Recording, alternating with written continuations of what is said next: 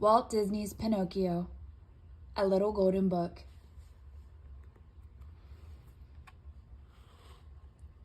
Pinocchio, adapted by Eugene Bradley Coco.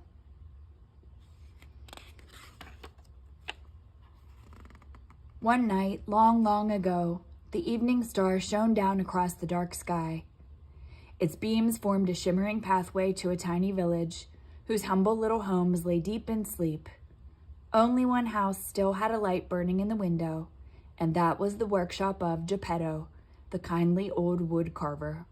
He was busily carving a puppet out of wood. "At last he is finished," cried Geppetto as he held the wooden boy high in the air. "The only thing left to do now," said Geppetto to the puppet, "is to give you a name. Let's see. I shall call you Pinocchio." "What a grand name for such a handsome boy," Jiminy Cricket said with a chirp. But Geppetto's happiness soon faded, for deep in his heart he wished that Pinocchio were a real boy.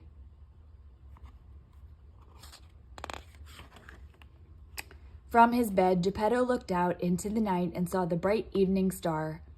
"Starlight, star bright, first star I see tonight. I wish I may, I wish I might, have the wish I make tonight." With all his heart, Geppetto wished that Pinocchio were a real boy. Then Geppetto drifted off to sleep. Just then a flash of light burst across the sky as a fairy flew straight from the evening star into Geppetto's house. "Good Geppetto," whispered the blue fairy, "you have given so much happiness to others, you deserve to have your wish come true." Then, with a wave of her wand, the blue fairy brought Pinocchio to life.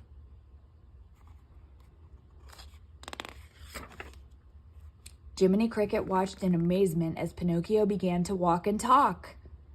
Am I a real boy?" Pinocchio asked the blue fairy. "No, Pinocchio," she answered. "First you must prove yourself to be brave, truthful, and unselfish. You must also learn to choose between right and wrong." "But how will I know what is right or wrong?" he asked. "Your conscience will tell you," said the blue fairy. "What's a conscience?" asked Pinocchio. "That's the small voice that people don't always listen to," Jiminy Cricket answered with a chirp. "Yes," said the blue fairy. She made Jiminy Cricket kneel down before her, and she dubbed him Pinocchio's official conscience. It was his job to see that Pinocchio did only what was right. Then the blue fairy vanished. When Geppetto awoke, he could not believe his eyes. "My wish has come true," he shouted. "Pinocchio is alive." Although Geppetto soon realized that Pinocchio was still made out of wood, it mattered little to him. "I shall love you just the way you are," he told Pinocchio. Then he explained that Pinocchio must go to school like all boys. And so that very morning, Pinocchio happily set off. Pinocchio hadn't gone very far when Gideon, a cat, and Foulfellow, a sly fox, saw him. Foulfellow thought, "A wooden boy with no strings. I'll bet Stromboli the puppeteer would pay a pretty price for him." Foulfellow convinced Pinocchio that acting was the life for him, and sold him to Stromboli.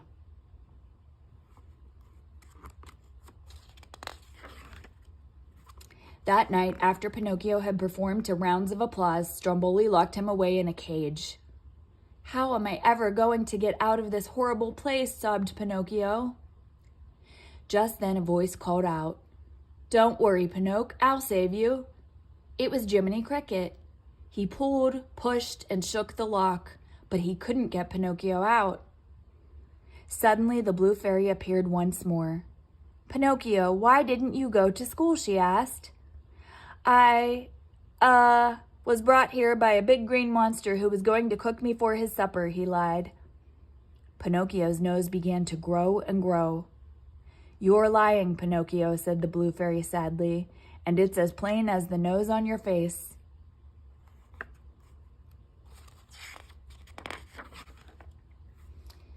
"Please give him one more chance," pleaded Jiminy Cricket. "I'll make sure he never lies again." "One more chance, that's all you'll have," said the blue fairy, and she set Pinocchio free. He promised never to lie again, and he headed straight for school. But on the way, Pinocchio was stopped by Foulfellow once more. "And where are you going on such a fun day?" he said with a sneer. "To school," replied Pinocchio. "Ha! School is no place for a boy like you," said Foulfellow, laughing. "If you follow me, I'll show you a place that's much more fun. Pleasure Island."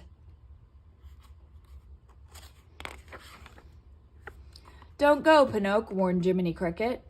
But Pinocchio did not listen, and before he knew it, Foulfellow had sold him to the mean old driver of the Pleasure Island stagecoach. The coach was pulled by 6 unhappy donkeys. The coachman went from village to village, buying up all the boys he could. Once the coach was full, he headed to the ferry bound for Pleasure Island. Pinocchio sat beside a loud-mouthed boy named Lampwick. "Don't worry about a thing," Lampwick said with a chuckle. "Once we get to Pleasure Island, we won't have to listen to anyone or worry about what's right or wrong."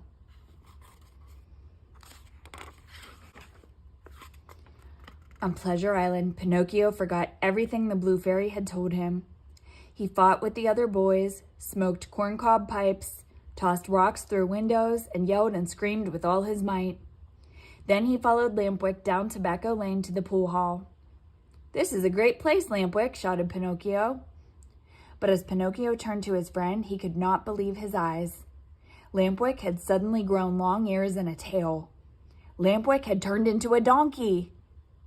Pinocchio felt the top of his head and looked down at his behind. He, too, had sprouted donkey's ears and a tail. Now he knew where the coachman got his tired, sad-looking donkeys.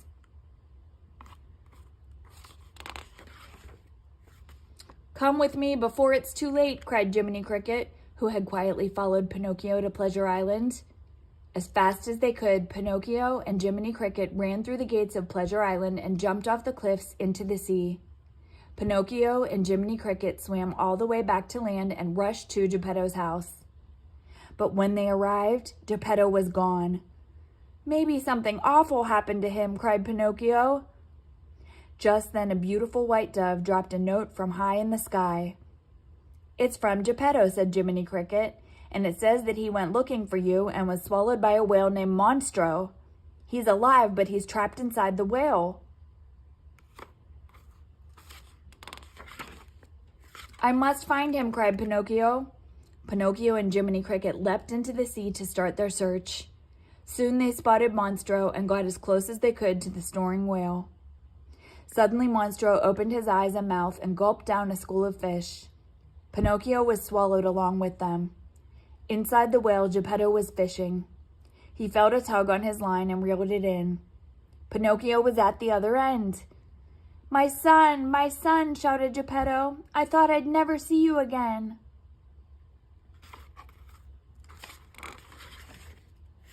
"I missed you so, Father," said Pinocchio.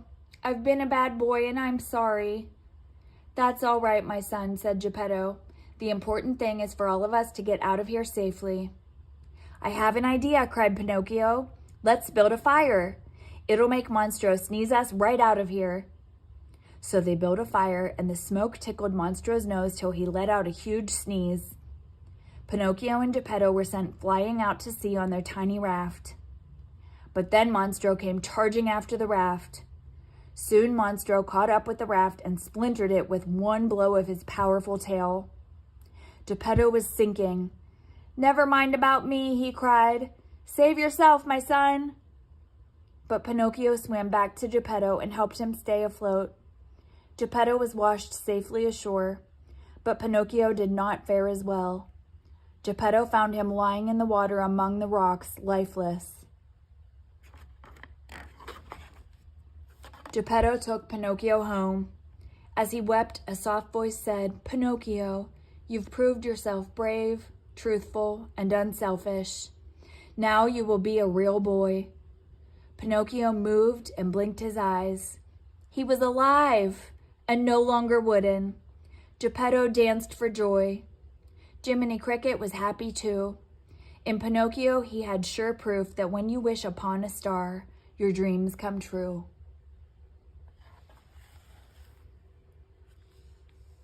The end.